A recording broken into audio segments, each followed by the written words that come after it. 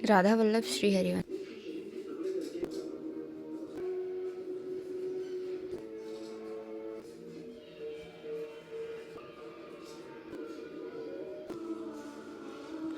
सर्पों के जन्म की कथा।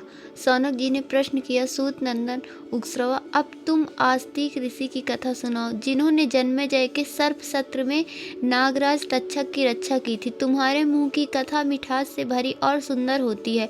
तुम अपने पिता के अनुरूप पुत्र हो, उन्हीं के समान हमें कथा सुनाओ। उग्रश्रवा जी ने कहा, आयुष्मान, मैंने अपने पिता के मुंह से आस्तिक की कथा सुनी है, वही आप लोगों को सुनाता हूँ। सतयुग में दक्ष प्रजापति की 2 कन्याएं थी, कद्रु और विंता। उनका विवाह कश्यप ऋषि से हुआ था। कश्यप अपनी धर्म पत्नियों से प्रसन्न होकर बोले, तुम्हारी जो इच्छा हो वर मांग लो। कद्रु ने कहा, 1000 समान तेजस्वी नाग मेरे पुत्र हों। विंता बोली, तेज शरीर और बल विक्रम में कद्रु के पुत्रों से श्रेष्ठ केवल 2 ही पुत्र मुझे प्राप्त हों। कश्यप जी ने एवं अस्तु कहा। दोनों प्रसन्न हो गई। सावधानी से गर्भ रक्षा करने की आज्ञा देकर कश्यप जी वन में चले गए। समय आने पर कद्रु ने 1000 और विंता ने 2 अंडे दिए। दासियों ने प्रसन्न होकर गर्म बर्तनों में उन्हें रख दिया। 500 वर्ष पूरे होने पर कद्रु के तो 1000 पुत्र निकल आए, परंतु विंता के 2 बच्चे नहीं निकले।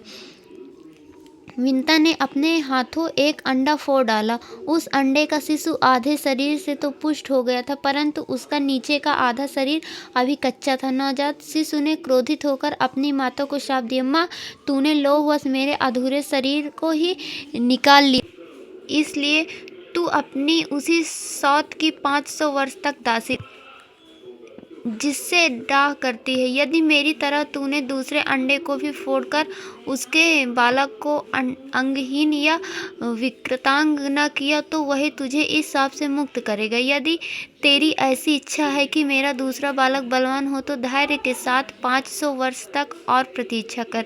इस प्रकार श्राप देकर वह बालक आकाश में उड़ गया और सूर्य का सारथी बना। प्रातःकालीन लालिमा उसी की झलक है।